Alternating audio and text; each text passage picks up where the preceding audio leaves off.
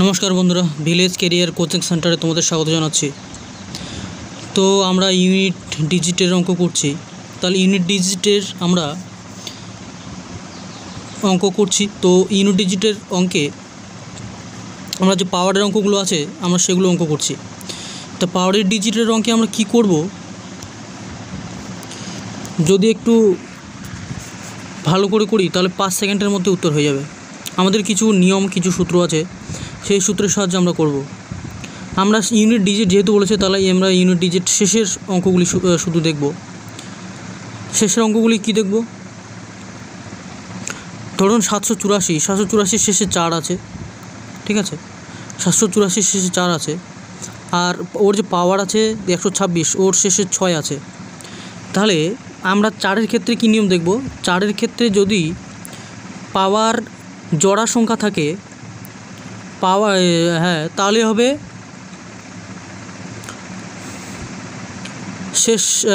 Unit digit 6, ঠিক আছে। 4-এর ক্ষেত্রে যদি জোড় সংখ্যা থাকে শেষ ডিজিটটা মানে 6, তাহলে আমাদের ইউনিট ডিজিট বেরোবে 6, ঠিক আছে। আর যদি বেজোড় সংখ্যা থাকে 1, 3 এরকম যদি কোনো সংখ্যা থাকে, তাহলে আমাদের ইউনিট ডিজিট বেরোবে 4।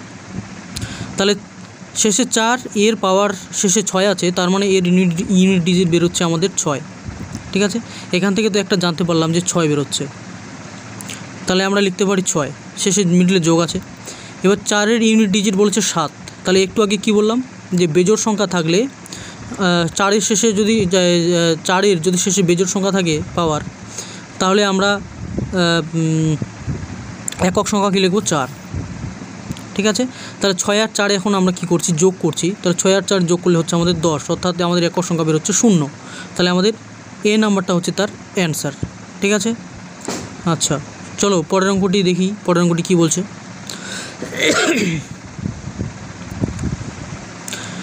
আচ্ছা, এবার বলছে শেষে আছে আমাদের 1 আর পাওয়ারের শেষে আছে 8, ঠিক আছে। তাহলে একের যদি কোনো পাওয়ার যেই হোক না কেন, একের পাওয়ার যেই হোক না কেন, তার ইউনিট ডিজিট হবে 1, ঠিক আছে। আচ্ছা,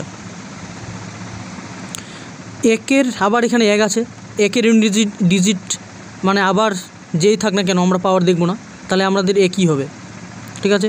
6-এর ইউনিট ডিজিট যেই থাক না কেন আমাদের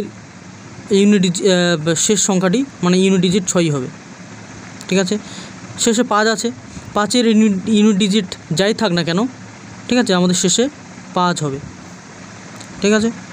5-এর ইউনিট ডিজিট যাই থাক আমাদের শেষে 5 হবে। আচ্ছা, শেষে 6 আছে, 6-এর ইউনিট ডিজিট বললাম যাই থাক শেষে 6 হবে। আর এখানে ইউনিট ডিজিট এই সংখ্যার ইউনিট ডিজিট কিছু নাই, মানে 9, অর্থাৎ 9 হবে। আমরা সবগুলোকে যোগ করে দেবো। তাহলে কত হচ্ছে দেখি। 1 আর কি 2, 6 আর 2 8, 8 5 13, 13 আর 6 19, 19 আর 9 28, ঠিক আছে। তাহলে আমাদের ইউনিট ডিজিট 8 হচ্ছে।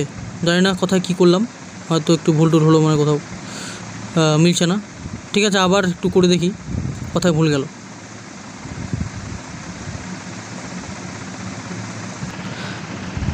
আচ্ছা, আমাদের শেষে বিয়োগ সংখ্যা আছে, আমরা মাঝে মাঝে বিয়োগ চিহ্ন আছে, আমরা সেটা দেখিনি।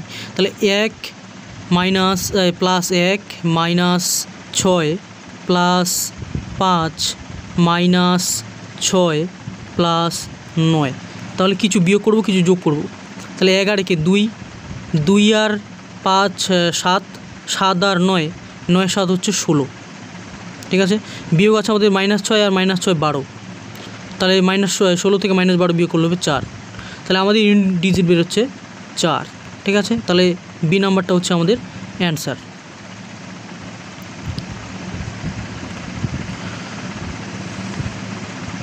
চলো পরের অঙ্কটি করি।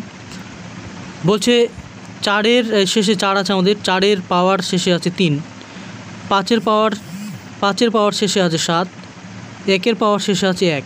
তাহলে এর গুণফলটিতে একক স্থানের অঙ্ক কত? তাহলে 4-এর বেজোড়া সংখ্যা আছে, তাহলে কি হবে? এখানে 4-এর পাওয়ার বেজোড়া সংখ্যা মানে 4ই হবে, ইন্টু 5-এর পাওয়ার বেজোড় আছে, মানে আমরা এটা 5-এর পাওয়ার যাই থাক আমরা দেখব না, পাওয়ার শেষে 5 আছে মানে 5ই বসবে, ঠিক আছে।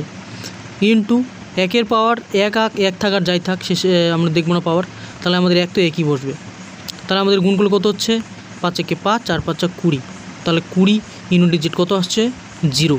তাহলে আমাদের উত্তর হচ্ছে এ নাম্বারটা। Thank you. ভিডিওটি ভালো লাগলে লাইক শেয়ার অবশ্যই করো এবং সাবস্ক্রাইব করে চ্যানেলটির পাশে থেকো।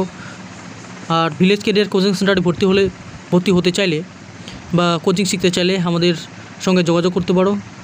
কন্ট্যাক্ট নাম্বার হচ্ছে 9002354988, এই নাম্বারে যোগাযোগ করতে পারো। আমাদের মহেশপুরে ব্যাচ চলছে, তোমরা যোগাযোগ করে আসতে পারো। ধন্যবাদ, থ্যাংক ইউ।